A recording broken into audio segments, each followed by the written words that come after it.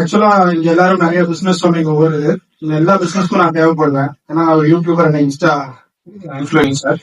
ஏன்னா இன்னைக்கு உங்களுக்கு அதிகமா ஏதாவது போன் தான் யூஸ் பண்ணுவீங்க. டிவி பாக்குறதோ நியூஸ் பேப்பரோ எல்லாமே கம்மியாயிருச்சு இன்னைக்கு.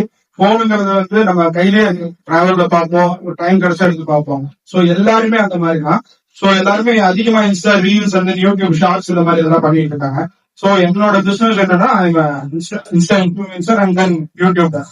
அதிகமா எனக்கு வீடியோஸ் கிரியேட் பண்ண பிடிக்கும். சோ அதவே நான் பிசினஸா மாத்திக்கிட்டேன்.